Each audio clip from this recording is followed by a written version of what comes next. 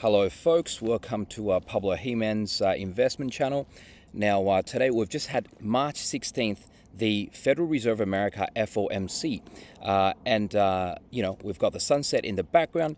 This is a good time to talk about sunsets because the Federal Reserve has essentially just had put their quantitative easing, one of the most easy policies probably in human history, into sunset. So basically what he's saying hasn't affected the market all that much in terms of direction. We'll go through it. See, basically, you got to look at the US 2-year yield. Some people look at the Fed funds rate. Some people look at the futures or the Euro-dollar futures. But here's one that I look at, which is the US government bonds 2-year yield. It basically says, how much do we think the US government interest rate will be for the next, what's the risk-free rate of interest will be for the next 2 years. So from March 2022 to March 2024.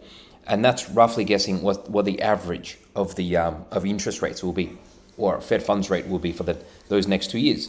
And we can see that since he's made that speech, it hasn't changed this upward trajectory, this direction in which interest rates is traveling. So just to answer one more question, previously I said to my Discord, and this video is going to my Discord first, and in a couple of days I'll put it on social media. In my Discord, as soon as the war started, I said, hey, by the way, guys, the Fed might slow down their tightening now. And how can we tell? Because see, the war started on Feb 24th, right? Feb 24th was here. Essentially, interest rates kind of topped out at around, say, 1.59% for the 2-year yield. That's for the 2-year yield. And then over the next week, it bottomed at 1.126%. So like a 32% drop in the interest rates, expected interest rates. That's what the market is betting on. Because of the war, because there's uncertainty. And indeed, Powell and a number of Fed chairmen came out and said, we're going to be careful now because there's so much uncertainty in the markets.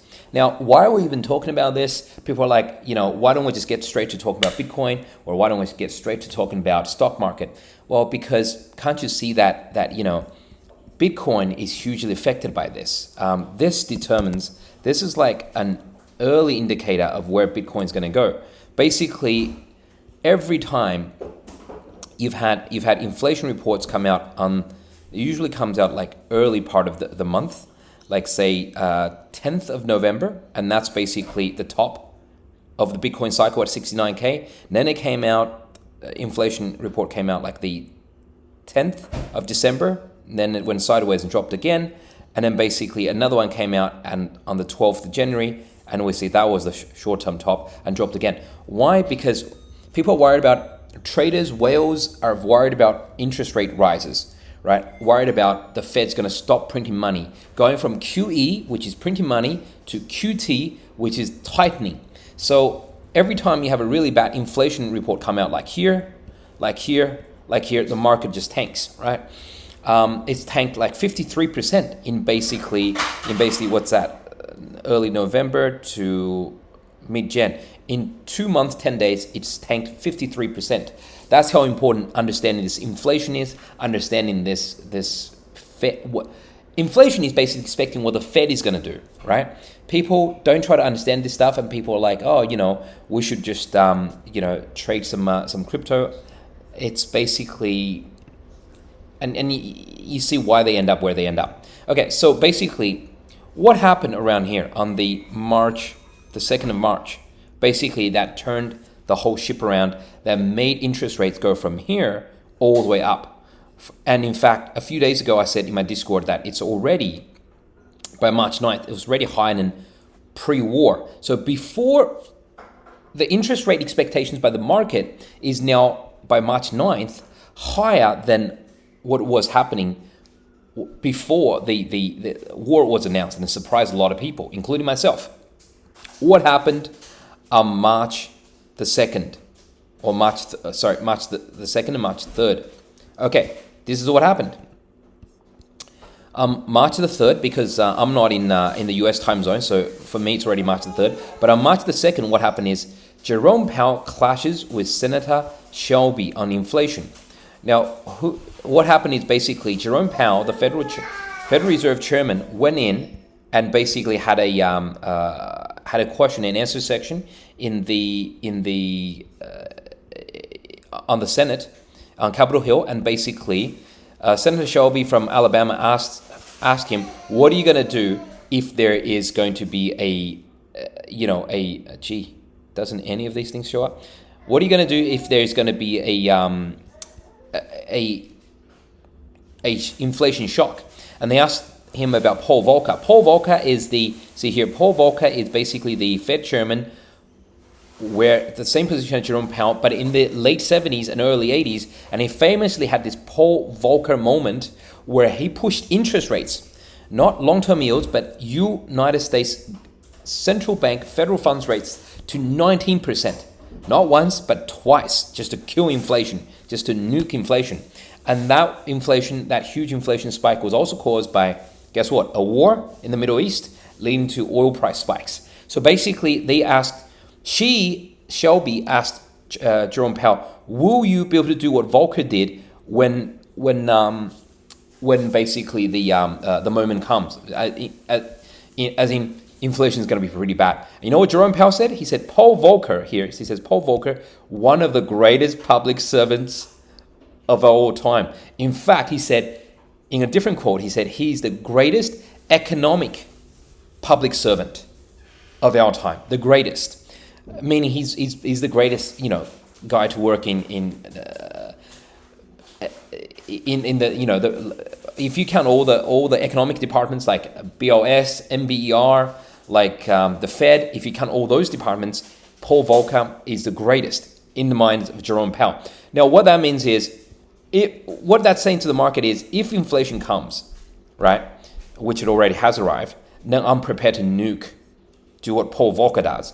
And look at that. That's the day when the 2-year yield, right, the 2-year interest rates, risk-free rate on US government bonds, boom, shot up from, 1.27, and just kept on going and went higher than before the war started. So at this point, I said to you folks in my Discord, I said, look, this is already getting higher than before the war. I think, Powell's going to be kind of hawkish here. The market expecting more rate rises. So we got here. And yesterday there was kind of when he started talking, there was the markets, stocks and Bitcoin both went down, right? I'm talking about the March 16th Fed FOMC Jerome Powell speech. Went down and then quickly rebounded. And it's rebounded again today. The reason why stocks more than Bitcoin, the reason why is because finally the market can relax a little bit, because the market's been pricing it in. Will there be rate hikes starting now? 25 basis points, 50 basis points. Will there be quantitative tightening? There's so much worry. There's so much uncertainty in the market. Finally, we had a lot of answers yesterday. It wasn't great. It wasn't the answer the market was looking for, but at least there were answers. So the market relaxed a little bit, and that's why things rebounded. It's basically another typical case of what we call buy on rumor, sell on fact, right? So everyone was worried about interest rate rises. When it finally comes, it's only 0.25, which is what the market is expecting. Then everyone breathes this collective sigh of relief. But what do we think about the actual meeting, the speech itself? What is the Fed thinking? Are they hawkish or dovish? Well, I said in my Discord, they are kind of still dovish by my standards, by my personal standards, because you all know I've been saying that the Fed needs to have fiscal discipline or monetary discipline, which means not print so much money, which means take the stock market down 30-40%, take it back to fair value. Right, this is so much of a bubble right now. Take Bitcoin back into the 20s, back to 20K, right? I'm not saying they will, but that's what should be done. And I think it can be done in the next number of months, next 6 to 12 months. Because the market needs a reset. It can't just keep on going up and up, right? It needs a reset. So basically, by the way, if you look at China, all this time, China didn't cut their rates. They hardly printed any money throughout 2 years of pandemic, right? They've had to deal with the pandemic just like everybody else. They didn't cut any rates. Now, when the Fed is raising rates, China is cutting rates. Anyways, so what do we actually think of the Fed? This is what Jerome Powell actually said yesterday. He said the risk of a recession within the next year is not particularly elevated. He's downplaying that risk. I think it is elevated. I think US has 70 to 80% chance coming into recession. So he's trying to sound confident. Then he says, all signs are that this is a strong economy, indeed one that will be able to flourish. Flourish means doing really well. It means, flourish. This is a flourishing, right? Taking off in the face of a less accommodative monetary policy. Now, let me just point out a couple of things. See here. See, what he's done is basically, now these are the voters of the Fed FOMC board. They're now saying in 2023, they're saying, this is, some people are voting for 3.6% interest rate. In 1 year's time, 1.5 years' time, they're thinking it'll get to 3.6%. Some people are thinking, the lowest thinking 2.13%. By the way, we were at close to zero 2 days ago. We've only went up 25 basis points. We're at just under 50 basis points right now. We're fluctuating between 25 to 50 basis points right now. And the lowest is saying we've got to get to 2.13. The highest is saying we've got to get to 3.63 in the next 18 months. And the majority are somewhere here. Now, what is this red dotted line? This red dotted line is what they call the neutral interest rate. Basically, where interest rates should be if the market is not if the US economy is not particularly hot and not particularly weak. So, and yet you notice everyone, almost everyone, except one person here who voted for this, everyone is at neutral or above. That shows how much they want to basically bring inflation down. And one more thing one more thing we can look at is their own projections. This is a Fed summary of economic projections. They think that in 2022, by December, GDP growth can be at 4%. Remember, they're saying now there will be 7 more rate rises, 7 rate hikes. Every single Fed meeting, they're going to raise rates, some maybe even by 50 basis points, and GDP is still going to grow to 4%, right? With war, with inflation going on and all that. Our employment rate over 2022, 23, 24, over the next 3 years, 2.5 years, will stay steady around 3.5, 3.6. Remember the graph I just showed you guys? They think that some of them are voting for 3 to 3.5% interest rates. That's easily above the neutral rate, right? The neutral rate of 2.4% that the Fed says is the neutral rate. They want to go above that, and they think unemployment is still going to stay around 3.5, 3.6%. And the core PCE, see, we look at CPI sometimes, but the Fed likes to look at core PCE, personal consumer expenditure. That's how they measure inflation, their favorite measure of inflation. They think that's going to go from 4.1 back down to 2.3, back down to 2.6 and 2.3. The Fed funds rate, so they're projecting their Fed funds rate, the median would be by the end of this year, almost 2%. By next year, something like 2.75 to 3%. That, you have to say, is an amazingly rosy projection of what they think the economy is going to do. In other words, he thinks the economy will flourish, as in the economy keeps on growing, unemployment rate keeps on going down, economy looks great, and we can just tighten. Well, put it this way. What else can he say? That's about the only thing he can say. Because the thing is, if he says the truth, which is we're in a lot of trouble right now, US is staring at an 80% chance, in my opinion, of a stagflation, which is inflation being really high, and inflation being really high, hanging around, say, it probably won't stay around 8 or 9%, which is what we're going to see in the next couple of months. By summer and autumn, it'll probably come back down to 6%, 5.5% by the end of the year, but that's still really high by US standards because they're aiming for 2%, 2.5, right? So they think they can hike rates 7 times this year. That's what they're saying right now at every meeting, and that to fight and be like Paul Volcker and fight inflation to bring it down. They think they can bring, you just saw the core PCE, they can bring it right down, and then basically the economy is going to keep on growing, and the unemployment rate is going to keep steady at 3.5. It's just fantasy land. I think it's fantasy land. So basically, I think as they raise rates, markets will rebound a little bit. Bitcoins will rebound a little bit. I don't think they're going to get to where they. I don't think that what they're projecting is going to happen. I think somewhere along the line, in a few months down the track, markets will basically tumble, both stocks and equity. Speaking of which, there's one more thing I want to just highlight.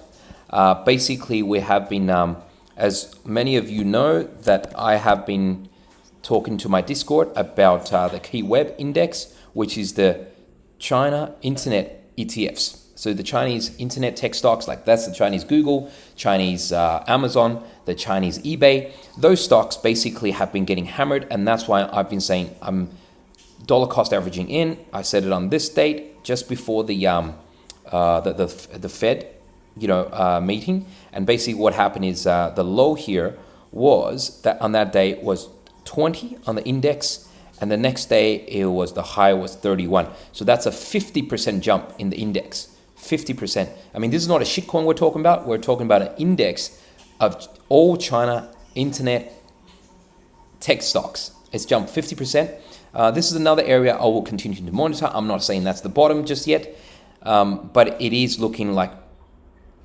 value now compared to where US stocks are. Keep in mind, it came down from 105 now to 20, and that was a year ago. It's gone down from 105 to 20 a year ago. So keep that in mind. And it's had a 50% bounce. Whenever you get a 50% move in one day, it's basically a short squeeze. They're giving it a name now. They're calling it the Xi put. Now, they used to have something called the Fed put because the Federal Reserve would always come out and try to save the US stock market and the US bond market. But what happens now is they're calling this the Xi put because the Xi would come out and try to save the Chinese stock market. So that's something I would keep an eye out on as well. And I think they could potentially do really well over the next 4 or 5 years because Chinese stocks right now, especially the tech ones, have been hammered for various reasons. It's been the perfect storm. It's at a lot lower valuation than the US stocks. If US stocks crash in the next few months, I don't know, like 5, 6 months, 8 months from now, I would pile all in as well. Right now, I'm DCAing, dollar cost averaging into some of those. Gold, when it pulls back, commodities, when it pulls back, I think could still be bought. So I'm signing off from here. Remember to smash that like button and to subscribe. So therefore, you will get notices from YouTube when this starts happening. And as the moon starts rising, this is Pablo Heyman signing out. You have a good